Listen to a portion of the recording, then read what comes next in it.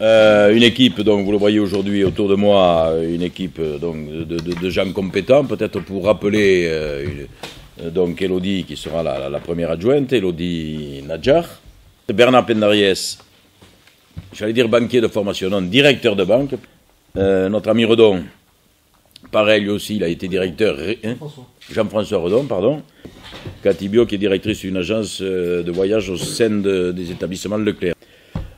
Christophe Ramon, chargé d'enseignement, finances publiques, donc vous comprenez les raisons pour lesquelles il est ici, et Patrick Vieux, donc le fameux conseiller élyséen dont vous avez tant parlé dans la presse, mais surtout ce que je retiens, donc c'est la compétence de l'homme. Alors pourquoi cette conférence de presse? On va aller très vite, on va rentrer dans le vif du sujet. Donc, première observation, on va vous présenter un projet, les moyens que nous allons mettre en œuvre pour réaliser ce projet, et avec, en filigrane, mais c'est la touche, si vous voulez, essentielle de cette façon de procéder, sans augmenter les impôts ni la dette. Les impôts, c'est une chose, la dette, on y reviendra, c'est autre chose.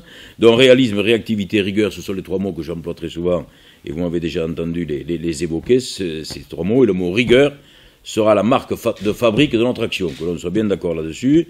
Donc, notre action reposera sur deux engagements essentiels. Un, stabiliser la pression fiscale pendant 6 ans, et réduire l'endettement. L'un sans l'autre, l'un ne va pas sans l'autre. Donc, réduire l'endettement d'ici la fin 2019, et ensuite favoriser le pouvoir d'achat. Donc ce sont les deux thèmes essentiels. Et j'ajoute, à titre subsidiaire, mais cela fait partie aussi presque de l'essentiel, nous irons chercher des financements extérieurs, que ce soit l'État, la région, l'Europe. Alors premier point, comment stabiliser la pression fiscale pendant 6 ans et réduire l'endettement d'ici début 2019. Notre projet a un coût, on va parler d'abord du fonctionnement. Il a un coût, ce coût c'est 2,5 millions. Au niveau du fonctionnement par an de dépenses nouvelles, réparties comment?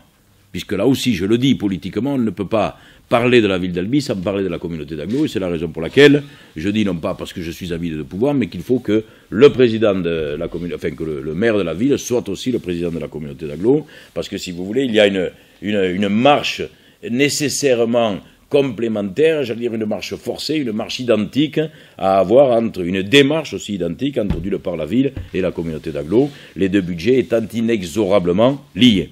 Donc 2,5 millions au niveau des dépenses nouvelles. C'est clair, on ne le discute pas, c'est une réalité. 1,4 million pour la ville et 1,1 million pour la communauté d'Aglo.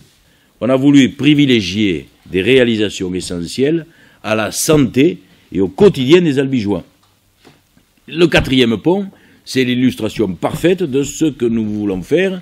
Pour le quotidien des Albigeois, ça permettra de circuler plus facilement et ça aura des incidences sur la santé. Je ne développe pas ce sujet, vous le comprenez très bien. Ce qu'il reste de ce projet, de ce programme, chiffré 39,5 millions d'euros. La somme totale des investissements qui résulte de la lecture précise de ce dossier. Nous, on est là pour tenir compte de l'aspect économique et fiscal, je l'ai dit, mais aussi pour tenir compte de l'aspect social. Donc, il faut avoir cette vision globale pour faire fonctionner et relancer la machine de façon que les Albigeoises et les Albigeois puissent donc se sentir mieux considérés d'abord au niveau psychologique, c'est important, et mieux considérés aussi au niveau de leur portefeuille. Donc, il faut accompagner les Albigeoises pour leur permettre de prendre le virage de la transition énergétique, celui de la mobilité.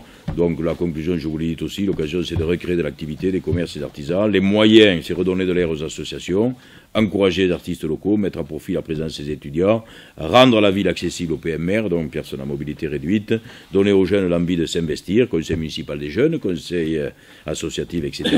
Aux anciens, le sentiment d'être écoutés, conseil des seniors aussi, c'est important. Donc, contrairement à ce que tente de faire croire l'équipe sortante pour justifier son inertie, il est possible de conduire un projet rigoureux et strictement équilibré sur le plan de la gestion, sans renoncer à prendre en charge l'avenir. Un projet est à la fois, ou notre projet est à la fois créateur d'emplois et solidaire, économiquement attractif et socialement redistributif. Cela me paraît extrêmement important.